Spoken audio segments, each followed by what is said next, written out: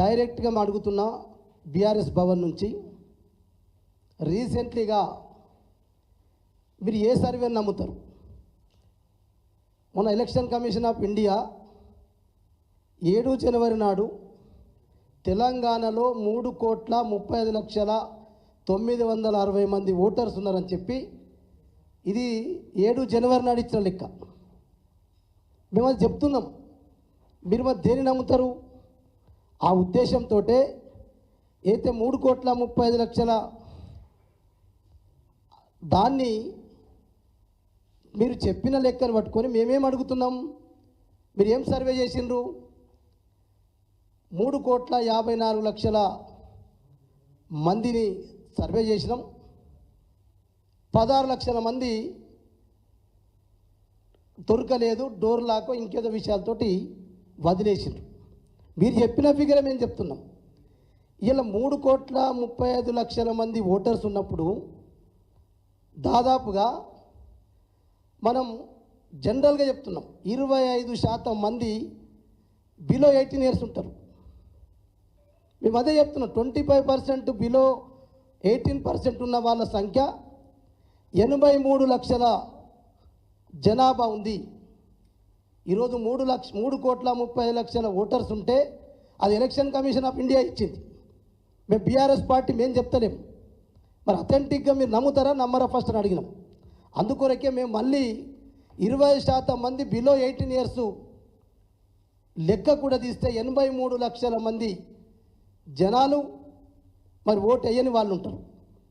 వీళ్ళిద్దరిని కలుపుకుంటే కూడా ఈరోజు 4,18,00,000 మంది జనాభా తెలంగాణ రాష్ట్రంలో ఉన్నది. దాన్ని కాకుండా ఇంకోటి కూడా వాళ్ళకి చెప్పినాం, మీరు ఇలా ఫస్ట్ 10th క్లాస్ వరకు చదువుతున్నటువంటి విద్యార్థుల లెక్క అధికారికంగా తీసుకుంటే 60 లక్షల మంది విద్యార్థులు చదువుతున్నారు. వీళ్ళు బిలో 10th క్లాస్ అంటే బిలో 18 ఇయర్స్ 17 ఇయర్స్ ఉంటారు. దాంతోపాటు క్లియర్గా లెక్క తీసుకొచ్చినాం.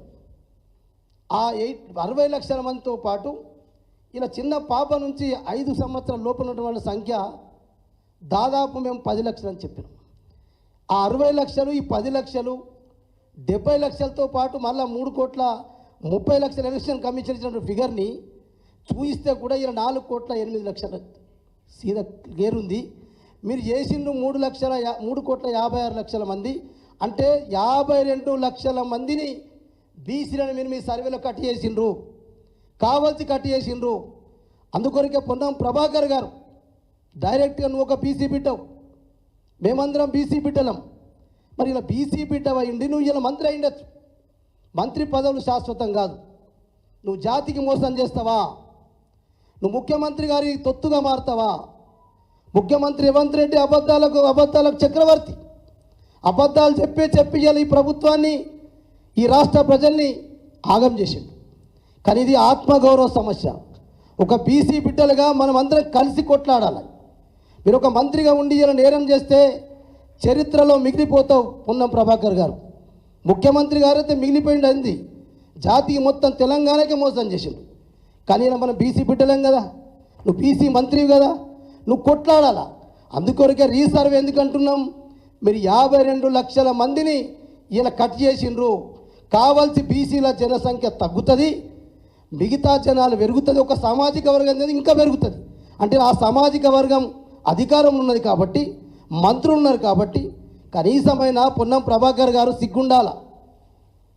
కనీసం ఆ ఉపసంఘం వేస్తే దానికి కూడా చైర్మన్ ఉత్తమ్ కుమార్ రెడ్డి ఉంటారా? అంటే బీసీలు దిక్కులేరా? బీసీ మంత్రిగా నీకు వేయరాదా? ఇంకెవరు వేయాలా? కానీ దాన్ని తీసుకుపోయి కూడా ఉత్తమ్ కుమార్ రెడ్డి వేసినంటే వాళ్ళు కావాల్సి ఇలా బీసీలను ఏ రకంగా కట్ చేయాలి. ఈ రకంగా కట్ చేస్తే మీరు మళ్ళా రేపు మాకు లెక్కలు కావాలి అని అడగకుండా మీ బీసీ లెక్కలే కాదు ఇలా కుల గణన చేసింది కదా, మేము అదే అడిగినాం. మరి కులాల వారీగా మీరు సర్వే చేసినప్పుడు మీరు కులాల వారీగా జాబితా ఇవ్వండి. ఏ కులం బీసీలలో కూడా మరి ఇలా 130 కులాలు ఉన్నాం కాబట్టి మీరు 130 కులాలలో తెలంగాణ రాష్ట్రంలో ఎన్ని బీసీ కులాలు ఉన్నాయో వారి జాబితా పర్టికులర్ ఇవ్వండి. మీరు ఏ కులానికి ఎంతమంది ఉన్నారో చెప్పండి, దాని ప్రకారంగా మనం వెళ్తాం. అందుకొరకే మేము అది డిమాండ్ చేస్తే రాజకీయం చేస్తున్నారు. నువ్వు పెద్ద పుల్ లెక్క గర్జిస్తే ఎట్లా? ఒక బీసీ మంత్రివి, ఒక బాధ్యత గల వ్యక్తివి, రేపు చరిత్రలో మిగిలిపోతావు. ఇలా పొన్నం ప్రభాకర్ గారు మంచి చేస్తే మంచి అంటారు, ఇలా పొన్నం ప్రభాకర్ గౌడ్ గారు చేయకపోతే చరిత్రలో హీనుడిగా మిగిలిపోతావు. బీసీలకు ద్రోహం చేసిన పార్టీ కాంగ్రెస్ పార్టీ. బీసీలకు 100% ద్రోహం చేస్తూ వచ్చింది. ఇయ్యలో కూడా మళ్ళీ అదే ద్రోహం చేస్తున్నది. దానికి నువ్వు చెంచా ఎందుకు కొడుతున్నావు? ముఖ్యమంత్రి గారికి ఎందుకు తొత్తులుగా మారుతున్నారు? బీసీలు లేరా? ఇలా బీసీ ఎమ్మెల్యేలు, బీసీ మంత్రులు మాట్లాడరా కదా? ఇలా మీరు అధికారం ఉంటే సరిపోతుందా? అందుకొరకే మేము అడుగుతున్నాం, మీ కుల గణన ఇది, కుల గణన కులాల వారీగా జాబితా పెట్టండి. మీరు తప్పుల తడక ఉన్న జాబితాని మళ్ళీ మీరు టైం తీసుకొని, ఇది సమయం ఇప్పుడు మరి అందరికీ రేపు న్యాయం జరిగే, రాబోయే తరాలకు న్యాయం జరుగుతుంది. అందుకొరకే మేము అడిగినాం, మేము డిమాండ్ చేస్తున్నాం. మేము చెప్పిన ఫిగర్లు ఎక్కడ కూడా తక్కువ. ఒకవేళ చర్చకు పొన్నం ప్రభాకర్ గౌడ్ గారు వస్తారా, ఇంకెవరు వస్తారో మీరే రావాలి. మేము ఎక్కడికైనా సిద్ధం, చర్చించుకుందాం. ఇలా బీసీ సంఘాలు వస్తాయి, బీసీలో ఉన్నటువంటి మేధావులు వస్తారు, విద్యావంతులు వస్తారు, అనేక మంది ఉన్నారు కదా. మీరు ప్రేజ్ చెప్పండి, చర్చిద్దాం. ఇది న్యాయమా అన్యాయమా?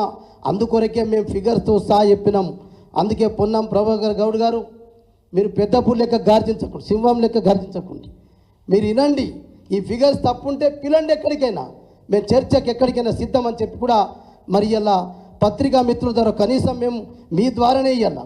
ప్రజలకు తెలవాలి, మరి ప్రభుత్వానికి తెలవాలంటే ఇలా డెమోక్రసీలో, ప్రజాస్వామ్యంలో మరి ఇలా పత్రికల ద్వారానే, మీడియా ద్వారానే తెలుస్తున్న ఉద్దేశంతో ఇలా బీఆర్ఎస్ పార్టీ నుంచి మేము డిమాండ్ చేస్తూ ఉన్నాం ప్రభుత్వాన్ని. మీరు చర్చకు వెళ్ళండి, మేము సిద్ధం. మాతో పాటు అందరూ బీసీ మేధావులు అందరూ కూడా రావడానికి సిద్ధంగా ఉన్నారని చెప్పి మరొకసారి ఈ ప్రభుత్వానికి సవాల్ చేస్తాం.